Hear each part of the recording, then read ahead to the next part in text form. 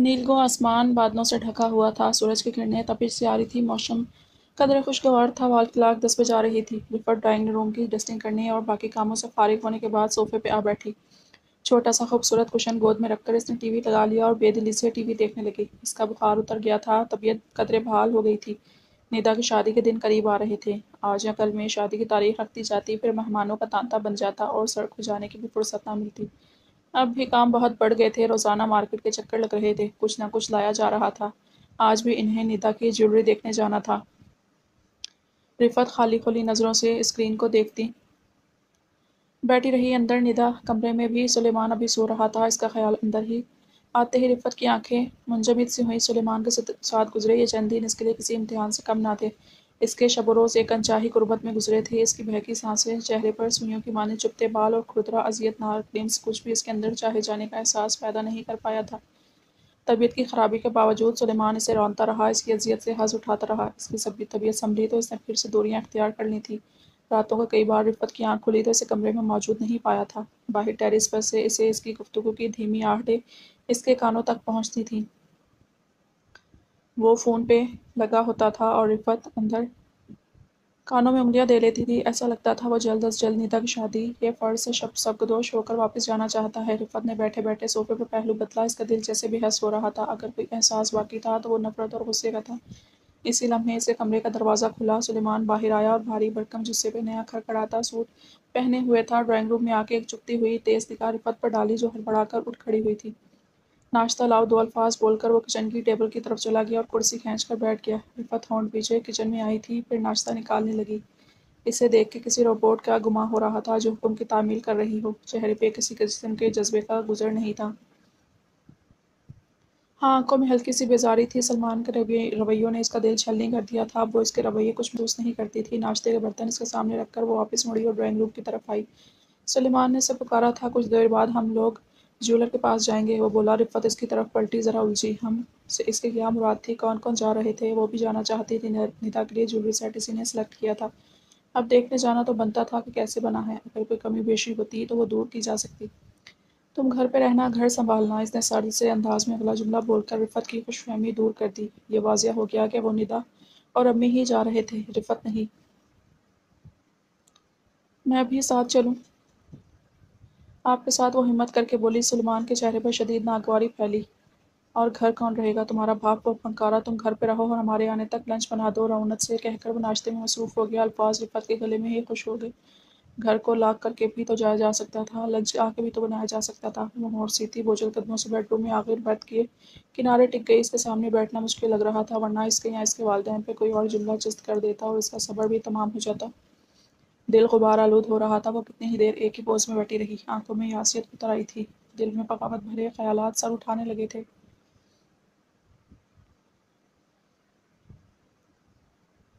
अगर वो इससे यूं नाइंसाफ़ी कर सकता था तो वो भी कर सकती थी। रेहान का चेहरा आंखों के सामने लहराया। रेहान टेरेस पे खड़ा था, हाथ संगमरमर की रेलिंग पे जमे हुए थे। आंखें गली में उछलते कूदते बच्चों पे थी जो हर फिक्र से आज़ाद खेल रहे थे। यकलख्त सामने वाले घर का दरवाज़ा खुला। रेहान की निगाहों ने इस तरफ परवाज़ की थी। सुलेमान निदा और माँ के साथ बाहर आ रहा था। ये लोग कहीं जा रहे थे। रेहान की आंखों में सोच की परछाइयाँ सी उभरी। रिफत बाहर नहीं आई थी। रेहान ने इसकी हल्की सी झलक देखी। वो दरवाज़ा बंद करके वापस अंदर की तरफ मुड़ गई थी। रेलिंग पे इसके हाथों की गिरफ्त मजबूत हो गई। दिल बलियों उछलने लगा था। रिफत से मिले 2 हफ्ते होने को थे और फिर वो इसके करीब नहीं जा सका था। दूर ही दूर से इसके खूबसूरत चेहरे को निगाहों की आगोश में बढ़ता रहा था। आज वो अकेली थी। घर वाले कहीं जा रहे थे। इसके दिल में कसक से जागी, इसे देखने की, इसकी खुशबू को महसूस करने की जो इसके बदन से फूटती थी। इसने होंठ काटते हुए बेख्तियार खुद को कोसा। दिल में उमड़ते तूफान पर बंद बांधने की कोशिश की और कमरे में आकर बिस्तर पर दराज हो गया। बेचैनी से तारी हो रही थी। दिल था कि इसे अपसा रहा था, इससे इंत जाने पे आमादा कर रहा था जहाँ वो माजमीन रहती थी। कुछ देर वो यूं ही बिस्तर पे दराज आंखों पे कलाई रख के लेटा रहा, अपने आप से लड़ता रहा, फिर उठ बैठा और छत पे आ गया। दोनों घरों के दरमियान बामुश्किल 4 फीट का फासला हायल था, जिसे अबूर करना कुछ मुश्किल ना था। वो होंठ पीछे खड़ा रहा, फिर ताइराना निगाह इर्द गिर्द देखा। इतराफ में मौजूद घरों की छतें नजर आईं। वहाँ कोई भी मौजूद नहीं था, सब लोग घरों के अंदर थे। इसने एहतियात से एक पैर अपनी तरफ की मुंडेर पर रखा और दूसरा सामने वाली दीवार पर रखा और बेआवाज़ छत पर उतर गया। फिर धीमे कदमों से चलता सीढ़ियों की तरफ आया और उतरने लगा। معلوم نہیں کہاں ہوگی وہ، اس نے سوچا۔ سانسیں ہلکی سی بے ترتیب ہوئی تھی۔ آرام آرام سے سیڑھیاں اترتا وہ نیچے آیا۔ آخری سیڑھی پہ قدم رکھتے ہی کچن کی طرف سے مدھم آواز آئی تھی، جیسے برتن رکھے گئے ہوں یا اٹھائے گئے ہوں۔ اس گھر کا نقشہ اسے ازبر تھا۔ آواز کا تعاقب کرتے وہ کچن کی طرف آیا اور دروازے میں ہی رک گیا۔ قدم جیسے تھم سے گئے تھے، آنکھیں اس پر جم بھی گئیں۔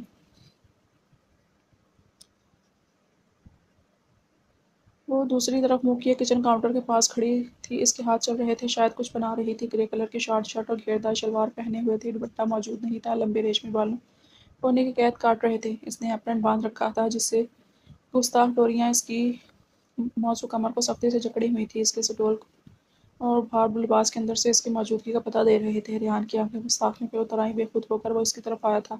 اس کے عین پیچھے کھڑے ہو کر آہستہ سے اس کے گرد اپنے بازوؤں کا حصار قائم کر دیا۔ رفت جو اس کی موجودگی سے بے خبر تھی، اس اچانک افتاد پہ حواس باختہ ہوئی تھی۔ منہ سے ہلکی سی چیخ نکلی۔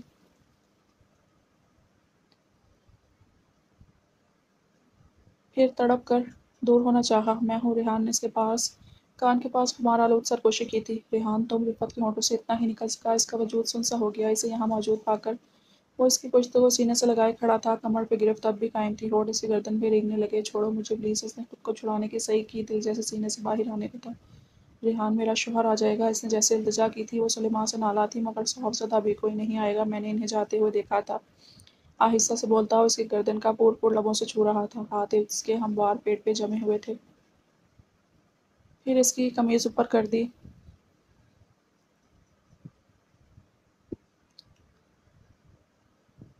اور دہکتے ہوئے ہونٹ کب سے اس کی موزوں کمر پر سفر کرنے لگے تھے۔ وہ یوں ہی اس کے نرم و نازک وجود کو اٹھا کے باہوں میں اٹھا کے ڈرائنگ روم کے صوفے تک لایا تھا۔ ڈرائنگ روم کا صوفہ بڑا صوفہ ان دونوں کا بستر بن گیا تھا۔ سارے خیالات رفت کے ذہن سے اوجھل ہو گئے تھے۔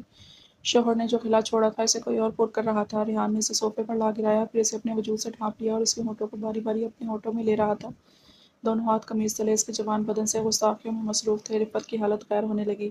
گھر میں ہر طرف سناٹا تھا، بس ان دونوں کی بہکی بہکی سانسیں ماحول میں دھیما سا ارتعاش پیدا کر رہی تھیں۔ ریحان اس کے سمی بدن کو نئے سرے سے دریافت کر رہا تھا۔ ہاتھ اس کی گھیردار شلوار کے سلوٹوں میں الجھ گئے تھے۔ ہونٹ اس کے بھرنا پیٹ کے ذائقے چکھ رہے تھے۔ اس کے بدن سے اٹھتی مہک اس کے حواس پہ چھا رہی تھی۔ ریحان رفت سے اس کی آج نہیں، وہ ہاتھ اس کے سینے پر رکھ کر دھکیلنے لگی۔ یکایک عجیب سا خوف دل میں آ بیٹھا تھا۔ دیکھ لی جانے کا خوف، سلیمان کے آ جانے کا ڈر۔ وہ مضطرب ہوئی۔ اسے خود سے دور کرنا چاہا۔ ڈر تھا کہ اگر اب بھی دور نہ کیا تو طوفان سب بہا لے جائے گا۔ ریحان نے سرخ خمار آلود نگروں سے اسے دیکھا۔ آج نہیں پلیز، وہ ملتجی لہجے میں بولی۔ ریحان نے گہری سانس لی اور پھر جھک کر اس کے لبوں کا طویل بوسہ لیا اور الگ ہونے لگا۔ ریحان آہستہ سے اس کے اوپر سے اٹھا اور وہ تیز ہوتی سانس بحال کرنے لگا۔ جلتی ہوئی نگاہیں رفت پہ تھی، جو ہنوز صوفے پر لیٹی چت لیٹی ہوئی اسے دیکھ رہی تھی۔ کیوں دور کر دیتی ہو مجھے خود سے؟ آہستہ سے شکوہ کیا۔ اس کی آنکھوں میں بہتا خمار وہ دیکھ چکا تھا۔ جانتا تھا وہ خود پہ جبر کر کے دور ہو رہی ہے، یہ مناسب نہیں ہے۔ وہ ہونٹ کاٹتے ہوئے بولی، پھر کپڑے درست کرنے لگی جنہیں اس نے دھرم بھرم کر دیا تھا۔ دل اب بھی سینے میں لرز رہا تھا۔ اس کا جوان سینہ ڈوب ابھر رہا تھا۔ ریحان کی نگاہیں اس کے دل فریب بدن کے نشیب و فراز میں الجھیں۔ دل کیا پھر اس کے وجود پہ چھا جائے، مگر ضبط کی حدیں چھو کر رہ گیا۔ تم جاؤ پلیز، اس سے پہلے کہ وہ آ جائیں، رفت منت بھرے لہجے میں بولی اور پھر اٹھ بیٹھی۔ ریحان نے اس کے سراپے کو آنکھوں میں سمیٹا، پھر الوداعی نظر ڈال کر باہر چلا گیا۔ دوپہر ڈھلنے لگی تھی۔ گھر میں گہما گہمی اپنے عروج پر تھی۔ نقرئی قہقہے گونج رہے تھے، رنگین آنچل لہرا رہے تھے۔ ندا کی شادی کی سرگرمیاں جاری تھیں۔ کل بارات آنی تھی۔ گھر میں رشتہ دار اور پڑوسیوں کی بڑی تعداد موجود تھی، جن میں زیادہ تر خواتین ہی تھیں۔ رفت ہلکے خوبصورت نامدار جوڑا پہنے خواتین کے ساتھ ڈرائنگ روم بیٹھی تھی۔ بالوں کا جوڑا کندھے پہ آگے کی طرف لہرا رہا تھا۔ ہلکے میک اپ نے اس کے سراپے کو بے حد خوبصورت بخش رکھی تھی۔ وہ بہت ساری لڑکیوں کے جھرمٹ پہ بھی نمایاں لگ رہی تھی۔ اب جا کے تھوڑا سا فرصت ملی تھی تو وہ یہاں آ بیٹھی، ورنہ صبح سے ہی کاموں میں مصروف تھی۔ شادی کے گھر میں 100 طرح کے جھنجھٹ تھے۔ وہ یوں ہی بیٹھی تھی کہ دروازے کے باہر سلیمان کی جھلک نظر آئی۔ وہ چبھتی ہوئی نظروں سے اسے ہی دیکھ رہا تھا، پھر اشارے سے بلایا۔ رفت کی مسکراہٹ ذرا سی ماند پڑی۔ پھر وہ ساتھ بیٹھی خواتین سے معذرت کرتی دوپٹہ سنبھالتی باہر کی طرف آئی۔ جھجکتے ہوئے سلیمان کی طرف دیکھا تھا، جس کے ماتھے پر بل پڑے ہوئے تھے۔ چہرہ غصے سے مزید گندمی ہو رہا تھا۔ تم تیار ہو کے یہاں بیٹھی ہوئی ہو، میری کوئی پرواہ ہے تمہیں یا نہیں؟ وہ دبی آواز میں پھنکارا۔ کیوں، کیا ہوا؟ رفت کا حلق سوکھنے لگا اس کے تیور دیکھ کر۔ میرے کپڑے اور جوتے کہاں رکھے ہیں تم نے؟ وہ غصے سے پوچھ رہا تھا۔ رفت نے حیرت سے اسے دیکھا۔ وہ اس کے کپڑے وارڈروب میں لگا کے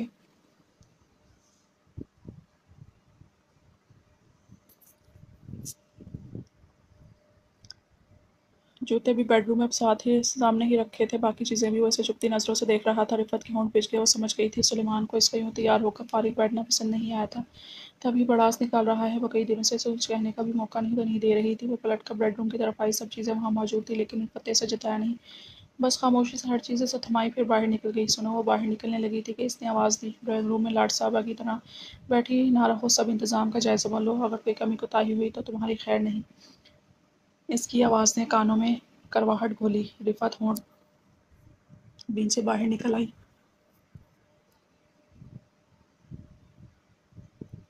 कोई जवाब देना मुनासिब नहीं समझा। वो सुबह से मुसलसल छोटे मोटे कामों में मसरूफ़ थी, लेकिन उसे नज़र नहीं आया था। लेकिन दो पल फारिग बैठना फ़ौरन नज़र आ गया था, और अब इसी बात पे तंज कर रहा था। रेहान ब्रश हाथ में लिए शीशे के सामने खड़ा बाल बना रहा था। वो अभी अभी शावर लेकर निकला था। घुंघराले बाल, हल्की सी नमी लिए हुए थे, निगाहें शीशे में उभरते अपने अक्स पर थीं। आज पड़ोस में मेहंदी की तकरीब थी, लोगों का मदब, शोर और ढोलकी की गूंज वक्फे वक्फे से उभर रही थी। वो भी वहाँ जा रहा था। मांग निकाल कर इसने अपना तनकीदी जायजा लिया, फिर मुतमईन सा होकर सर हिला दिया। बेज़वी आई ने भी इसके वजी सरापे को सराहा। वो काफ़ी मेहनत से तैयार हुआ था। बाहर गली में इक्का दुक्का लोग आ जा रहे थे। घर के सामने कई गाड़ियाँ खड़ी थीं। वो दरवाजे की तरफ आया, फिर खुले दरवाजे से अंदर दाखिल हो गया। छोटे से लॉन में सुलेमान समेत कई लोग मौजूद थे। वो इनके करीब कुर्सी पर आ बैठा। ख़वातीन शायद ड्राइंग रूम में थी। वो इस तरह से बैठा था कि गेट की तरफ इसकी पुश्त थी। जब सामने ही घर का अंदरूनी हिस्सा नजर आ रहा था, इसने कई नक्कियों से अंदर झांका। कई लड़कियां नजर आई थी, लेकिन इसकी निगाहें किसी और की दीद की आस लिए हुए थी। रिफत कहीं नजर नहीं आ रही थी। वो लोग लॉन में बैठे इधर उधर की बातें करते रहे। शाम ढल गई थी, बैरूनी रोशनियां जला दी गई थी, दीवारों पर लगे कुमकुमे रोशन होकर जगमगा रहे थे। रेहान मायूस सा पहलू बदलता रहा, वो नजर नहीं आई थी। मेहंदी की रस्में शायद अदा हो चुकी थीं।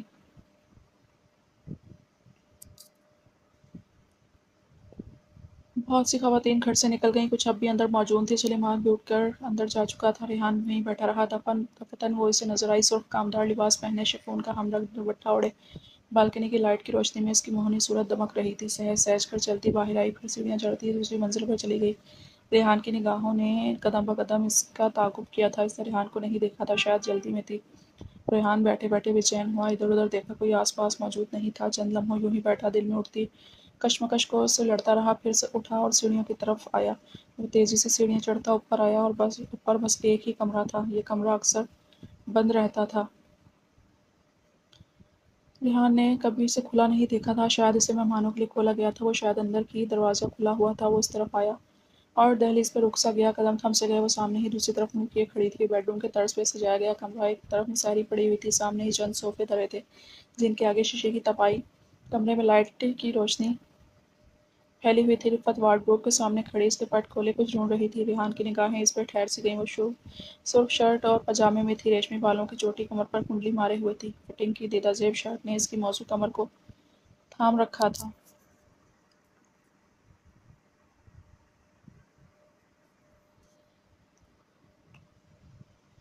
रेहान की सांसें बेतरतीब होने लगी। दरवाजे को आहिस्ता से बंद करता वो इसकी तरफ आया, और रकब में आँख खड़ा हुआ। हट पर रिफ़त हल्की सी चौंक कर पलट कर इसे देखा। आंखें फैल गई थी। इसे यूं रूबरू देख कर, क्या कर रही हो यहाँ? रेहान ने खुमार आलूद निगाहों से इसे देखा। कुछ नहीं। रिफ़त हकला कर रह गई। तुम क्यों आए हो यहाँ? इससे पूछा। वैसे ही। वो इससे करीब हुआ। तुम्हें ऊपर आते देखा तो मैं भी आ गया। इसकी आवाज़ भारी हो रही थी। मैं तो ये शाल लेने आई थी, अब नीचे जाती हूँ। रिफ़त ने कांपते हाथों से एक शाल निकाली। ना जाने क्यों रेहान की मौजूदगी इस पे असरअंदाज हो रही थी। गला सूखने लगा था।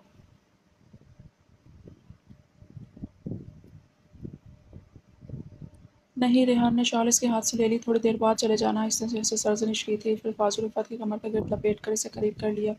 रेहान, रिफ़त ने लड़ती आवाज़ में सब पुकारा, मगर रेहान ने सुना नहीं। इसे पीछे से पकड़कर मसहरी पर लिटा दिया और खुद इसके ऊपर आ गया। वो औंधे मुंह नरम मसहरी में धंसी हुई कसमसा रही थी। रेहान की गर्म सांसें इसकी बुरहना गर्दन को छू रही थी। रेहान ने तपते हुए होंठ अकब से इसकी दूधिया गर्दन पर रखे और फिर कमीज ऊपर कर दी। इसकी दूध की तरह गोरी कमर नमूदार हुई। रेहान के होंठ बेताबी से इसके अफ़ी बदन पे रेंगने लगे, इसके सायकों से आशना होने लगे। रिफ़त आंखें बंद शिद्दत से बंद कर गई। सांस धोंकने की तरह चलने लगी थी। रेहान नहीं, प्लीज़। वो कराही इसके वहशत के सामने बेबस होने लगी। रेहान ने अपने होंठ इसकी कमर के खंभ पे रखे।